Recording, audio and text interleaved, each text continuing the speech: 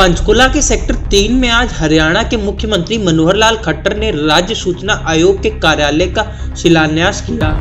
राज्य सूचना आयोग का यह कार्यालय लगभग 2 साल में बनकर तैयार होगा और इसकी लागत 34 करोड़ रुपए आएगी। यह कार्यालय पूरी तरह से टेक्नोलॉजी से युक्त होगा। इस कार्यालय के ऊपर एक टेरेस गार्डन भी बनाया जाएगा। इस कार्यक्रम के उद्घाटन के दौरान अंबाला से लोकसभा सांसद रतनलाल कटारिया भी मौजूद रहे।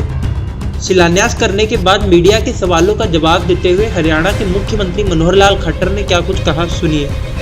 अपने आप को आगे बढ़ाते हुए देश और समाज के लिए काम करने की प्रेरणा उनके मन में जागनी चाहिए।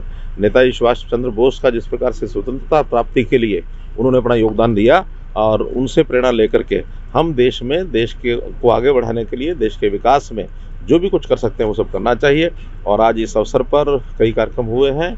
नेताजी सुभाष चंद्र बोस उनकी प्रतिमा का अनावरण किया है और आज इसी प्रकार से मिल्खा सिंह एडवेंचरस जो क्लब है उसकी ओर से भी एक 40 के लगभग युवकों को प्रशिक्षण दिया गया है। उनके कार्यक्रम में मेरा जाना हुआ और अभी ये सूचना आयोग भवन इसका जो शिलान्यास किया है और इस सारे कार्यक्रम के माध्यम से सूचना आयोग के भी हमारे जो सदस्य हैं उन सबको बधाई देता हूं। और अच्छी बात यह है कि इन्होंने सहमति दी है कि आज 23 जनवरी नेताजी सुभाष चंद्र बोस जी का जयंती का दिन है, तो इस भवन का नाम भी नेताजी सुभाष चंद्र बोस के नाम से ही ये रखा जाएगा।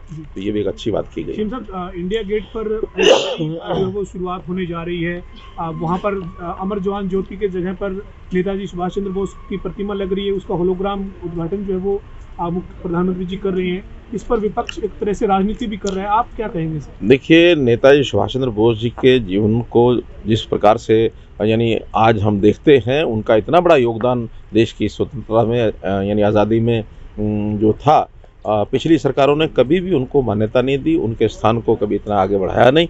मैं बधाई देता हूँ वर्तमान देश के प्रधानमंत्री श्री नरेंद्र मोदी जी को, जिन्होंने विचार करके और एक महत्वपूर्ण स्थान इंडिया गेट के ऊपर और जो नेताजी की प्रतिमा का लगा करके और उन्होंने किया है। इससे उनके जीवन से हमको लगातार प्रेरणा मिलती रहेगी। और विपक्ष को तो बल्कि आज पछतावा होना चाहिए इस बात का कि नेताजी सुभाष चंद्र बोस जी के जीवन को जितना आगे बढ़ाना चाहिए था वो नहीं बढ़ा पाए। और आज उनको नरेंद्र मोदी जी का धन्यवाद करना चाहिए, आभार प्रकट करना चाहिए, उनको शुभकामना देनी चाहिए कि इस प्रकार के काम में उन्होंने नेताजी सुभाष चंद्र बोस के यानी प्रतिमा लगा करके वहाँ और देश की जनता के सामने एक अच्छा काम किया। देश की जो महापुरुष है सरदार वल्लभ भाई पटेल हो या फिर सुभाष चंद्र बोस हो, इनकी जो जितना सम्मान आज पिछले 7 साल में जिस तरह से केंद्र सरकार कर रही है, जगह जगह पर जो आयोजन होते हैं या स्टैचू लगते हैं, इस पर विपक्ष खास तौर पर ये मानता है कि ये महापुरुषों को अपने नाम करने की कोशिश है। विपक्ष के सामने एक ही टारगेट होता था कि वो वंशवादी राजनीति वो करते थे। उनको नेहरू परिवार से बाहर निकलने की कभी फुर्सत नहीं मिली। लेकिन जिन लोगों ने देश की आज़ादी के लिए काम किया, ये नहीं कि उसमें नेहरू जी ने नहीं किया, ऐसा हम नहीं कहते, लेकिन जिन्होंने भी किया उनको सबको एक समान दृष्टि से देखा जाना चाहिए था, जो कांग्रेस ने कभी किया नहीं। वो एक ही मार्ग पर चलते रहे, लेकिन आज सबको समान एक स्थान प्रतिनिधित्व जिस प्रकार से मिल रहा है और यही वास्तव में आगे आने वाली पीढ़ी को देश के इतिहास के बारे में सही चित्रण करके जो बताया जा रहा है, यही उचित है। और अब उनको जो नेहरू परिवार की भक्ति को जो करते हुए इतना समय हो गया, जिस कारण से उनको नुकसान भी हुआ है। आज कांग्रेस अगर इस मार्ग पर चल रही है तो इसी कारण से उनको नुकसान हुआ रहा है। अभी भी अगर लोकतांत्रिक तरीके से आगे बढ़ती है कांग्रेस तो एक मजबूत विपक्ष के नाते लगातार बनी रहेगी। 5 राज्यों के चुनाव प्रचार पर आप क्या कहेंगे सर? जिस तरीके से प्रचार चल रहा है, आप क्या मानते हैं कि नतीजे किस तरह के होंगे?